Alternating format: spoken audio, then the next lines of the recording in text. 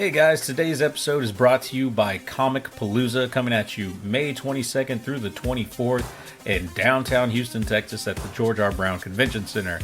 May 22nd through the 24th is coming right up. I think we are 1 week away, so please go to comicpalooza.com, get your tickets, see if you can still get a good hotel deal, and don't miss out. There's going to be tons of celebrities there like Vincent D'Onofrio, Steve Burns for Blues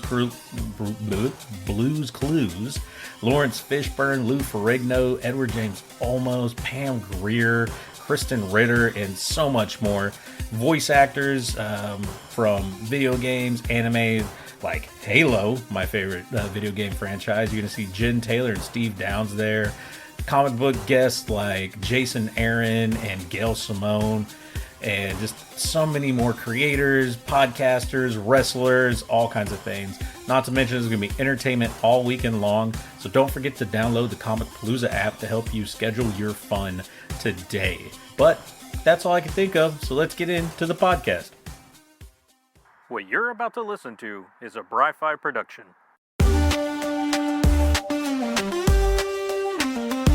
Yo, it's Bry-Fy coming live through your Wi-Fi. One-man show, but I'm feeling like a sci-fi. Comic books, video games, catching them all. Pokemon cards stacked, yeah, I'm ready to brawl. From Marvel to DC, I break it all down. Nifty nerd news, got the geeky rundown. Pop culture hits, movies and shows. I stay in the know while the fandom grows. So plug in, tune up, press play, let's ride. This is the Bry-Fy, baby, welcome to the vibe. Hey everybody, and welcome back to the Bry-Fy podcast. I'm your host, Bry-Fy, your comics guy, and welcome back to another great episode.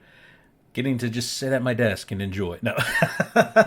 No, we've been behind the desk. We haven't been in the car for quite a while, so I'm happy. Of course, I haven't been working nights like for 2 months straight, so that's also a nice thing.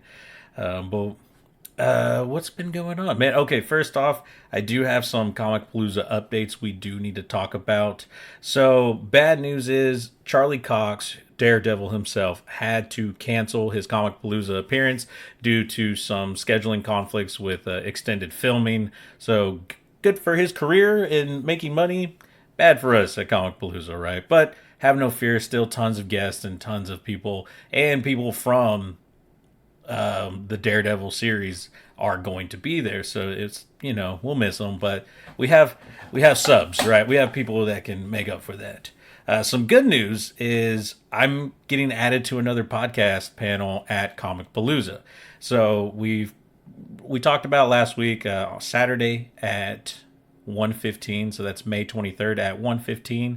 I'll be doing Trash or Treasure, the Disney Dudes edition with my wife, and that's going to be a lot of fun. And if you guys don't remember, we give 2 facts, let you guys try to pick if this person's trash or treasure, and then we reveal who it is. So like, as an example, it'd be like, this guy spent years terrorizing his local town by robbing stores, just destroying property, and even running from the law, and really just being a complete menace. But there was that one time he did kill an evil wizard. So, it's that guy trash or treasure.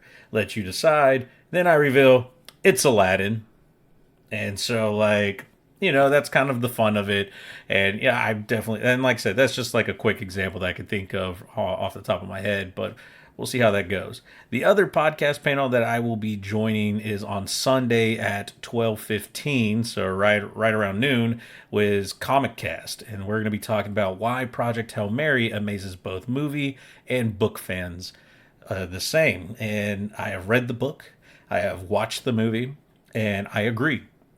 It amaze. And I can't wait to talk about that with Mike and company on Sunday, May 24th. So 23rd is my show. 24th, the next day, is a Comic Cast show that I'll be joining them with. Also on Saturday, right after me, stick around because a way better podcast at 2:15, the Cult 45 movie podcast, is going to be doing their MCU Phase 3 movie tier list.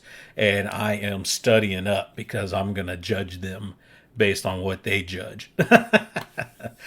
So yeah, those are just some Comic Palooza updates I wanted to give y'all, and just some life updates that's been going on with me.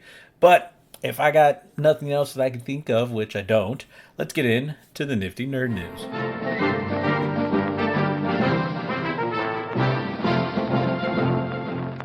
All right, guys, we have some updates on the Marvel's Midnight Universe. We talked about that last week. So, Marvel has confirmed some info about this new universe, and I'm not 100% sure how I feel about it. First off, it will be part of a horror universe, but it will be horror versions of established characters. They have announced 3 books: Midnight X-Men, Midnight Fantastic Four, and Midnight Spider-Man. X-Men will be by Jonathan Hickman and Mateo Deafonte. Fantastic Four will be Benjamin Percy and Kev Walker. And Spider-Man will be by Philip Kennedy and Cy Tronk. I think I said that right, maybe not. They are a new person to the scene, so I'm excited to see what their work looks like. And like I said, I don't know, it's kind of weird because, listening to fans online, it seemed like a lot of people were excited because of the prospect of one, maybe a Midnight Suns book returning, like characters like, who was it? Like your darker universe characters like Ghost Rider, Morbius, maybe even what is his name? Oh my, Moon Knight. There you go, Moon Knight. Werewolf by Night. Like, those characters that have kind of like this established already darker or horror sits to them. But no, these are just going to be reimaginings of well-known characters. The book covers, when they get released, are going to be partially covered, so that's a cool little gimmick. Going to be called cloaked covers, where you only get kind of part of the cover, but you have to buy the book so you can turn the page and reveal the full cover. I don't know, whatever. So Marvel says that they're going to be reimagining heroes with shocking twists and chilling transformations. The X-Men one will involve, you guessed it, vampires. No zombies. I was shocked not to see any Marvel zombies in any of this. Not to say we won't get Marvel zombies, because that's just an infection that will never be cured. Fantastic Four writers want to reimagine the team as a cosmic Lovecraftian dread type book, which that actually kind of sounds interesting. And then for Peter Parker, the Spider-Man series, he's basically just going to be Man Spider. That's it. It's Man Spider, and a lot of animal people are going to be in the Spider-Man book. I don't know, man. It's fun to do reimaginings. Don't get me wrong. I would have preferred taking, like we mentioned, already established characters with horror-like stories or horror backgrounds and just done more prominent books with them, or like a cool series that revolves around all of them and they all come together in one big book, like an Avengers or a Midnight Suns, if you will. But alas, Marvel thinks they know what's best for us, so they're going to do what they want and not what the fans want. I still read Marvel Unlimited, though. Anyway, moving on, Nintendo is the undisputed champ of cease and desist letters. So says WWE champion Cody Rhodes. He was in an interview recently, and he was talking about how he used to wear a Triforce logo on his boots. He'd wrestle with these blue boots with like a silver Triforce logo on them. This was back in like late 2000s, early 2010s. That sounded weird when I said late 2000s. Around the 2010s, he would rock these Legend of Zelda boots, which were really cool, man. He even talked about how much that like Legend of Zelda meant to him. He has a Triforce tattoo on his ring finger. He was even like joking with the thing. He's like, dude, I live that shit, dog. It's funny, man. But he didn't just walk the walk or talk the talk. He could walk the walk, man. He's talking about his favorite games. In an interview in 2008, he talked about playing A Link to the Past like every year. Kind of like how some people watch Harry Potter every year for Christmas. Cody Rhodes is playing A Link to the Past every year. He also mentioned how much he loves Breath of the Wild and Tears of the Kingdom. Just in case you thought he only like did the old school games, no, he plays the new ones as well. Well, Nintendo lives that shit even more, dog. Back in I can't remember, somewhere around the 2010s, they sent out a cease and desist notice to Cody Rhodes, said, stop it. And he says they were nice about it. It wasn't like a big mean thing, but Nintendo protects its properties, whether we like it or not.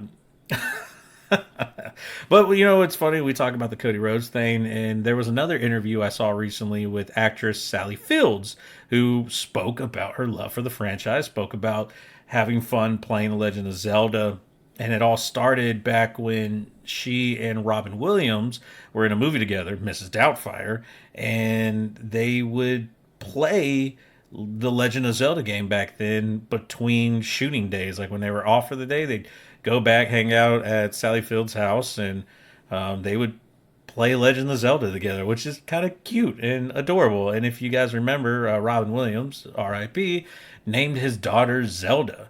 And I think that had everything to do with his love for the Legend of Zelda franchises. So that dude really lived that shit. Sally Fields did go on to say that she still plays the games to this day, but now with her grandchildren. So they're playing on the Switch too, which can only lead me to believe they're either playing Tears, Breath of the Wild, or like the remakes of the older games that are on the Switch or Switch 2. She even went on to joke that like if the grandkids aren't there, she just pretends that they are there and plays by herself. So I thought it was cute, man. But like we always sometimes think of celebrities as just larger than life, or they're all about the hustle and things, but they enjoy to slow things down and play the same stuff that we do, enjoy the same things that we do. So it's kind of neat. It's kind of cool to read that stuff and see them talk about those things. The last bit of nifty nerd news that I have for you guys today. I know, a really short week this week, but I don't know. I don't have a reason for it. Just short week this week. Blue dot fever is the latest pandemic sweeping across the globe. What is blue dot fever? Don't fret. It has nothing to do with you. Unless you're a multi-million-dollar recording artist that's trying to sell concert tickets, then this has everything to do with you. Musicians have been increasingly canceling their tour dates across like all genres, all across. Big thing we've seen here in the United States, musicians canceling shows, blaming like slow ticket sales or lack of ticket sales. Industry watchers are calling it the blue dot fever due to Ticketmaster, because on Ticketmaster, when you're looking to buy a seat, the unsold ones, the ones that you can't purchase, show up as blue dots. And if you've noticed, we have been seeing more and more blue dots across the field when going to purchase tickets, because people are waiting longer, are just choosing not to go due to, I mean, there's all kinds of stuff, right? But I would think pricing is the big issue.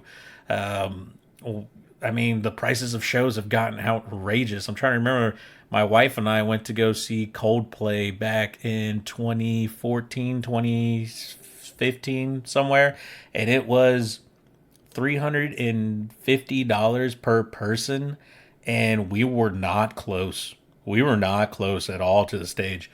So I paid like almost $1,000 just to get there, man. I mean, that's not okay. That's not even including parking. That's not even including food and drink. If you like, oh my God, the food and drink at stadiums and venues is insane, man. Plus, if you want to get merch, right? You want to like represent and show your favorite band or musician that you like them, so you want to grab a t-shirt or something, and those are like $30 to $40 for like a shittily made shirt, or like it adds up, man. It's so stupid, like how like parking is crazy. Like we were downtown and there was something going on at Toyota Center. It wasn't a basketball game, it was a concert, but it was like $50 parking for just like 2 blocks over or a block over. That's insane to me, man. Like you're gouging these people. Like remember when shows, and maybe I'm just crazy, but they used to be at most $50 for like a festival pass. Like I'm trying to remember Warped Tour tickets. I feel like when I went back when Warped Tour was like a big thing, it was only like $50 for the day, and you got to see like 8 to 10 bands before you passed out from heat exhaustion. And that was, we loved it. Hell, I did like indie music and stuff, and our venues was a $5 cover charge, and kids loved it. But I don't know, man. It's crazy. Like, I get it. Well, I don't. I really don't, because these people have Spotify deals. They should be making tons of money on other things. Why are you gouging people? Like, stop doing it in these, not like, stop doing these huge venues that charge so much. You like, first off, not every band deserves to be in a fucking stadium. Let's just be honest with you, right? But at the same time, like, while there are some really cool shows that can be done in stadiums, sometimes I feel like you lose something in that space. You lose some intimacy with it, right? And I'm sure people kind of go with the understanding, like, yeah, you're gonna lose some of that. But some of my favorite music venues that I've been to were the smaller ones, where you could literally shout from the back of the room and the band could hear you. Because that's how small or how like intimate those shows were, man. So I don't know. I'll be honest. I don't have any hard feelings or bad feelings towards these people that they're like canceling shows because people aren't buying their tickets, because I wouldn't buy their tickets. I'm not going to spend, like, even now, like, even if it was my favorite band, if they're playing in like NRG or some big venue and they're charging over $100 just for me to go watch them, I'll just listen to you on Spotify with the speakers cranked to 11, man. Like, it's just, it's not worth the hassle. It's not worth staying up late. I'm an old grumpy man now. It's not worth staying up late. My back hurts. I'm going to have a headache. My blood pressure's going to skyrocket because of all the cigarettes. Not that I smoke, but all the secondhand smoke. Because that's all these people freaking do at concerts. It's just not worth it, man. Okay, now I'm getting on the soap. I'm sorry. This is taking a turn. My age is showing. That is all that I have for the Newtsy Nerd News for you guys. Thank you so much for sticking around. Yeah, let's talk about some things. We'll take a short break. While the fandom grows, so plug in, tune up, press play, let's ride. This is the Bry-Fy, baby. Welcome to the vibe.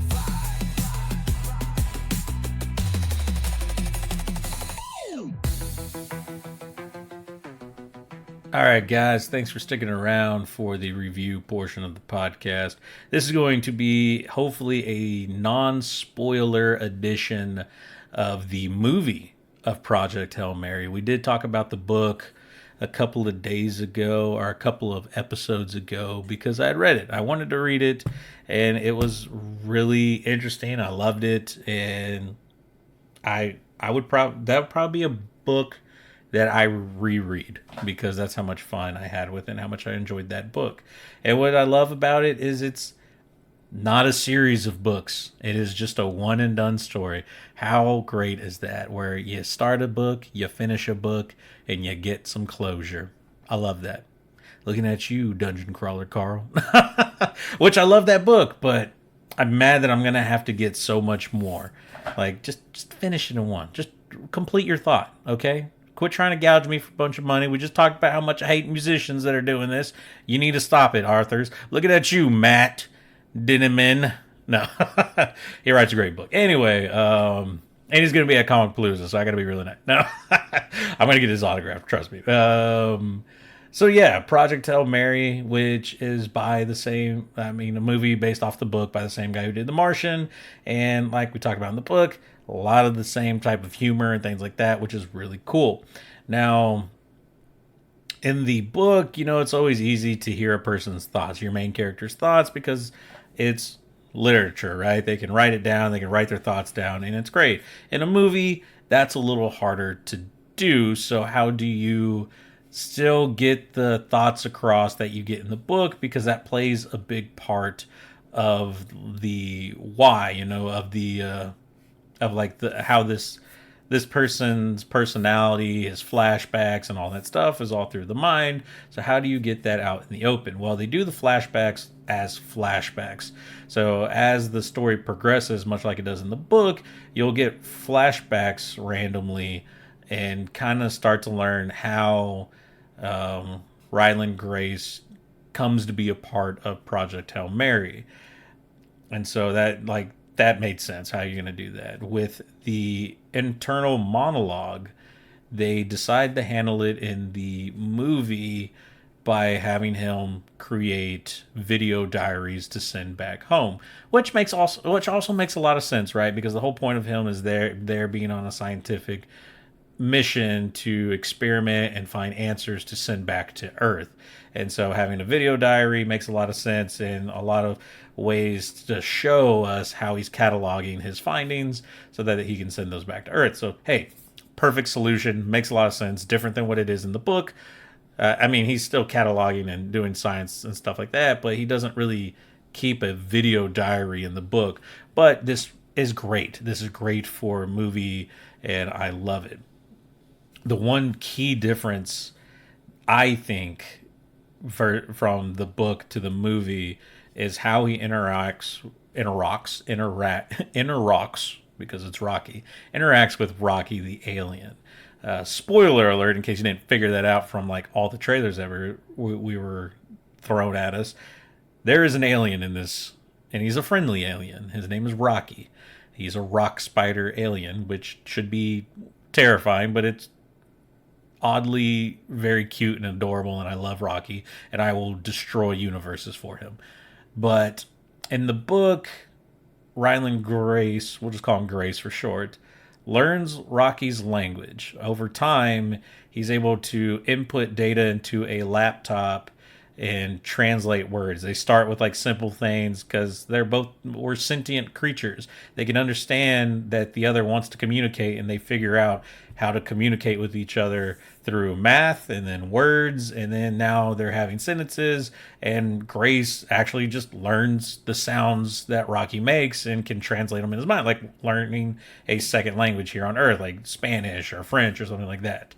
In the book, that's all it ever is he just understands Rocky now, and that works for us because you can translate that onto a page. In a movie, you could use subtitles, but they opted to go with creating a voice for Rocky using the laptop, which makes for some comedic gold in here and is way easier for the audience. I think giving Rocky a voice is such a great idea, and getting to play around with that voice, and ultimately the one that they fall in little back behind the scenes things is the puppeteer who plays Rocky. And I say puppeteer because they don't use CGI, or at least that's what they said in the interview, for the alien creature Rocky, and they end up using that guy's voice, and it's great. It's so lovely, and it's so just adorable, and it works out so perfectly, man.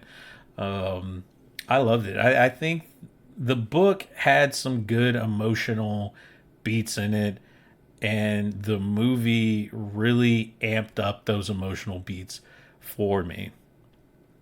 I will say, although I mentioned the book is short, it's like 300 something pages, I think. I finished it fairly quickly. I think in 3 days I finished it with work and everything. And I don't think you will tell by watching the movie. If you've never read the book, I don't think you will tell. There are some parts that they skip, especially near the end of the movie. But I think those are parts that not that you don't need, but that can be implied or inferred because of what you've seen in the beginning. A lot of it is sciencey stuff. Like Grace does a lot of sciencey things, thesis, hypothesis, whatever you want to call, and experimenting to get answers. And we get some of that in the beginning, first half of the movie. And then there's a point where in the book something happens and he has to do more sciencey stuff, but it's almost, I don't want to use the term glossed over, but I mean, that's kind of what it is. It's glossed over in the movie of like, well, I did this sciencey thing and figured it out, right? I think for the movie that works pretty well, but for like the book, and because I know the book, upsetting. But the movie is not bad. Like the movie there's nothing wrong with the movie. There's nothing bad about the movie. In fact, the movie's great. I don't want you guys to get the wrong idea about it. I love the characters. I love the secondary characters that get introduced in through flashbacks. I think you get more personality of everyone with the movie. I mean, like, I don't know. I'm a very visual person, so getting to see these characters in a movie version and how I expected them to look through the book, there was a little bit of difference, but not in a bad way. Like, I liked the characters, I liked how they looked. One of the scientists that they mention is exactly what I thought they would look like. It was the scientist expert that they brought in, and it was exactly as I expected him to look.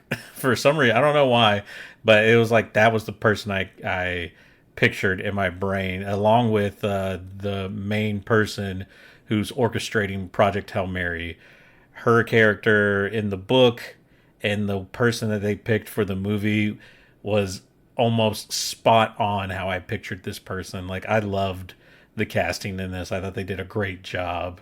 And because I had seen the trailers, one, I didn't know who all the characters were. I, of course, knew Ryan Gosling's character, obviously, as the main character, right? Like, there's no doubt in that. And so I couldn't help but picture Ryan Gosling as Ryland Grace in the book, because that's what I had. I did have a picture of Rocky already because I had seen him in some trailers. And so those were like two images that I could already wrap my head around. I think it was interesting because how they like, the only thing that I thought didn't look how I expected it to look was the spaceship. The spaceship that they use in the movie. I was gonna say the book wasn't how I thought it was gonna look. In fact, I'm trying to go back to the book right now. Here it is. They put a picture of it like at the front. I'm trying to see if I can get to it. How can you just go to like the front of the book? Contents. Let's go title page. So right there. Okay. So like on like the 5th or 6th page, they have a picture of what the Project Hail Mary ship will look like. And it looks nothing like it does in the movie. But I love the way that the movie one looks. Like, I think it has a really cool look about it, and I like that change. Like I said, I think the changes that the movie makes are good, and they work well for the movie. I don't think there's anything that the movie does where I think to myself, well, geez, they should have done it this way in the book. Or they should have done it the way the book did it, or anything like that. Like, I feel like you're getting the same experience, just with a slightly different flavor from book to movie. I think it just does such a great job, and I love it so much. I'm just, God, there's so much I wish I could talk about, but I don't want to spoil this. I got to tell y'all, this gets a positive charge review from me. It is such a lovely movie. They do such a great job about it. There are moments where I'm laughing. There's moments where I'm crying. It's such a what's the word? It's so extraordinary in what the story is, but at its core, it's so human. It's so personal that that's what I think makes it great.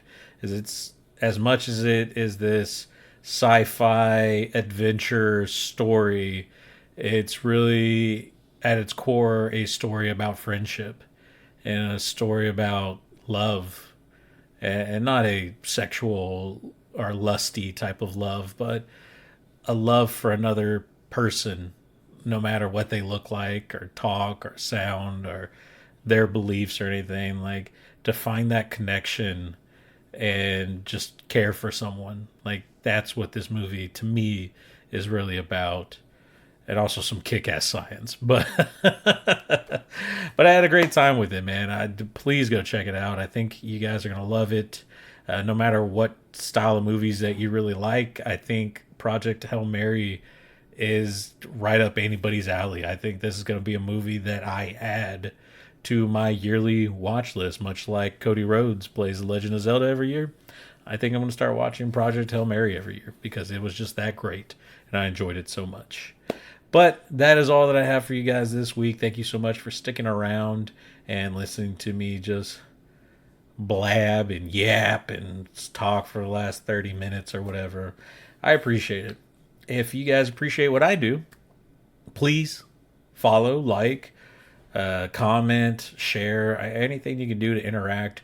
All my socials are at Bry-Fy Podcast. That's BRYFY Podcast. You can see me on YouTube, Instagram, Facebook. I think I'm even on Snapchat, Threads, Blue Sky, Twitch. It's twitch.tv/the Bry-Fy. I'm going to start playing Halo Combat Evolved, the first Halo game, all over again in honor of I missed that game, and also that the voice actors are going to be at Comic Palooza, so I've been wanting to play it. So I'll start streaming that again and probably be playing it here shortly after I upload this episode. And that's really it, man. That's really it. So please reach out. Please come see me. Comic Palooza, May 23rd is the day of my show at 1:15 at the Podcast Pavilion. I believe that's between rows 2100 and 2200. All the way in the back will be next to Kidtopia. So if you find the Kidtopia area, just look to the, I guess, left of it if you're coming in from the front. I guess